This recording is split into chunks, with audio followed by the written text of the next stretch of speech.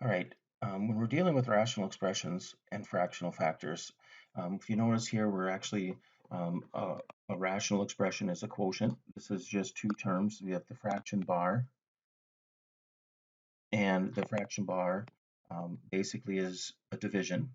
But we can look at this as separate factors on the top and bottom. So we could rewrite 21 x to the fifth as basically separate factors. Maybe 3 times 7, that's 21. And then we'd have 5 factors of x. This is a lot of writing, but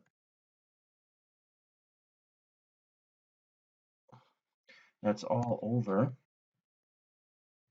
We have a factor of, in the denominator, we have a factor of 7. And then we have 2 x's, or x squared. Now, fractional factors, I'm just going to go back up to the top. Fractional factors are factors in the denominator.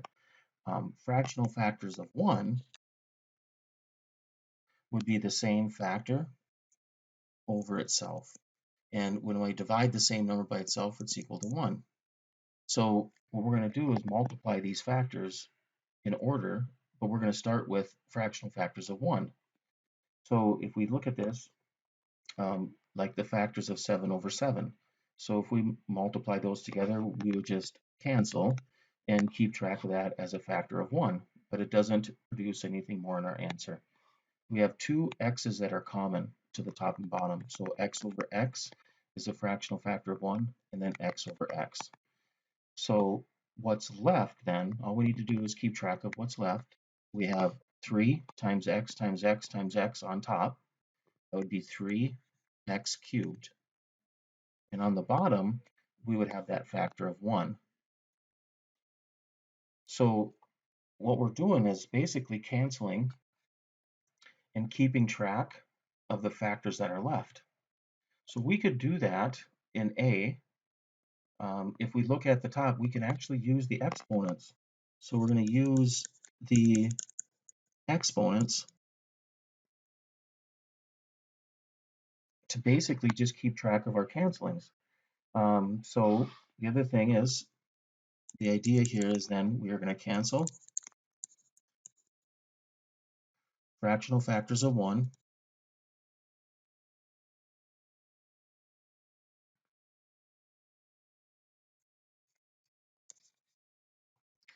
keeping track, whoops, of factors that are left.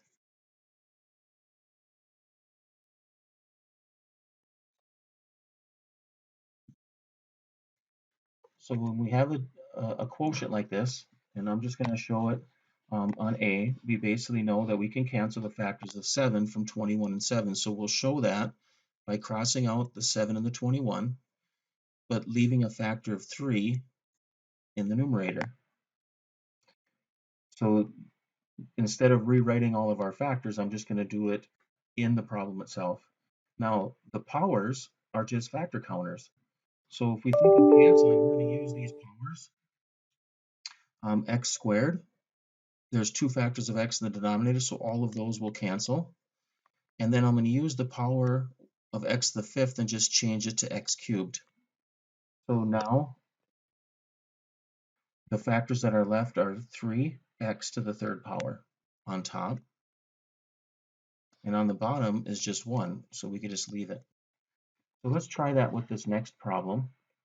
Again, we could rewrite the factors like we did in the first problem, or we could just use the factors as we have here, thinking about 10 and 6 has common factor of 2. So if I cross out a factor of 2, what's left? Well, there'll be a factor of 5 left on top and a factor of 3 left on the bottom.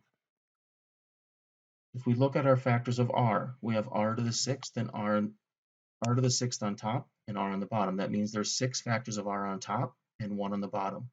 So one of those can cancel with one of these leaving 5 on top, so r to the 5th.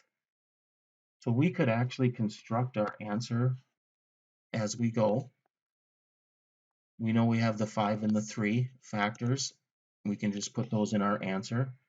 And then r to the 5th is left on top. We can just put that in our answer. And then now we can move to the s's, the s factors. We have one s on top and 3 factors of s on the bottom. So the s will cancel, leaving 2 on the bottom.